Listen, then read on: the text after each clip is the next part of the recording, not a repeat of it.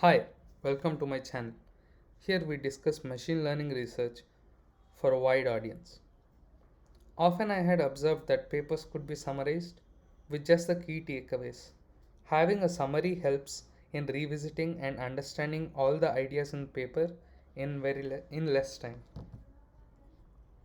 For a full discussion on the same paper, watch my previous video. Link will be in the description. Today we are discussing data distillation towards omni-supervised learning by Elijah Radosavovich, Piotr Dollar, Ross Gershik, Georgia Georgsari, and Kaiming He from Facebook AI. This is in brief. Traditional self-supervised learning approaches take a subset of labeled dataset, thereby not using all the available resources. This leads to the limitation that performance of these methods is upper bounded by the supervised methods. How to use all the resources and surpass the performance of fully supervised training methods. Previously, a similar work has been done by Jeffrey Hinton et al. In the paper Distilling the Knowledge in a Neural Network. This approach is called model distillation. In this method, train multiple models on the same labeled dataset. Step 2. Ensemble outputs of all the models to artificially label the unlabeled data. This image is an unlabeled data point, and the ensemble of all the multiple outputs of multiple models is taken, and this is considered as the artificial label. The paper is publicly available at this link for reference. Append the artificially labeled data to the existing labeled data. Train a new student model on the combined data set.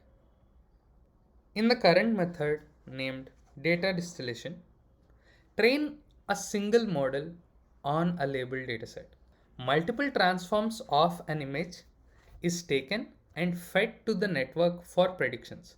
This step is called multi-transform inference.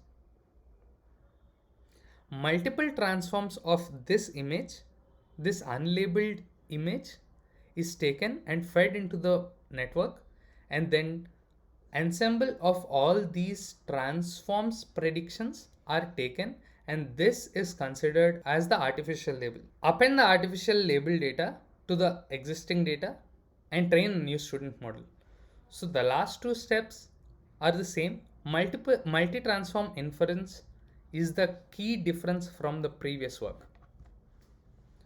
The paper is publicly available at this link for the reference.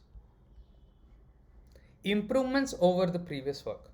Time taken is significantly reduced. For the model distillation, we have to train 3 models, so that is 3 times the training plus 3 times the inference for passing each image to each of the models, and one retraining step where you have to retrain a student model on the combined dataset. The present method data distillation, you just have to train one training model. You have to take 3 transforms of the same image, 3 inferences for each of the transforms, and one retraining step on the combined dataset.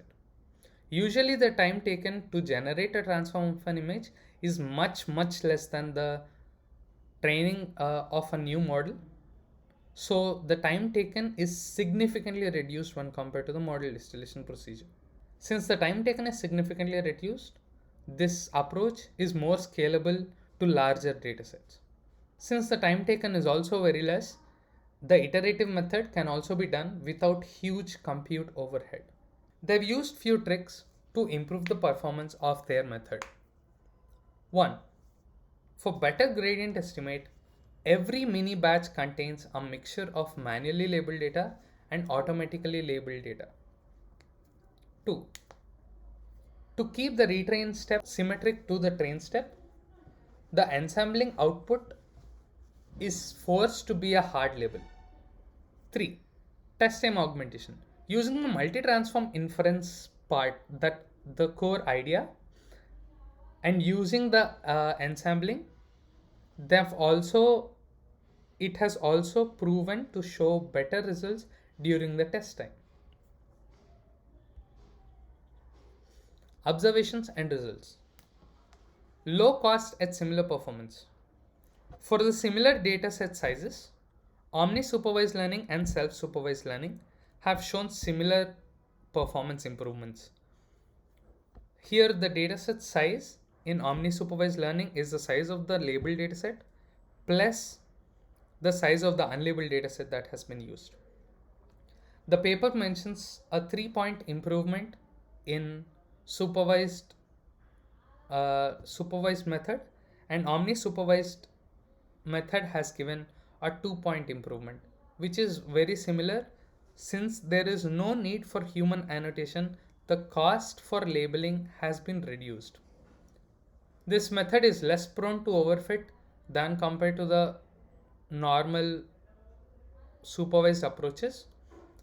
They have shown this by training the model for more iterations, and they have seen an improvement on the test set.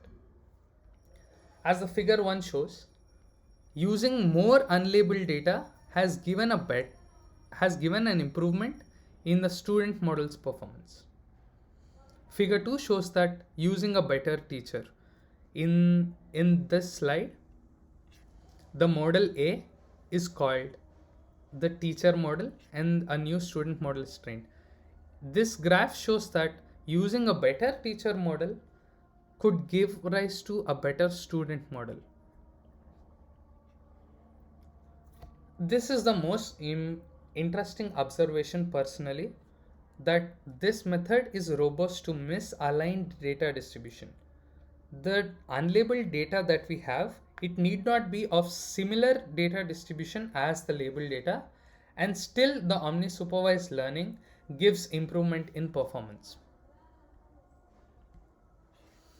Conclusion.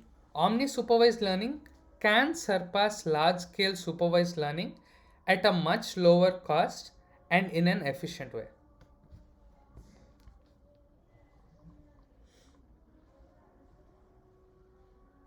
Thank you for watching this video. If you like this video, please like and share. The presentation and all the links are available in the video description below. Thank you. Goodbye.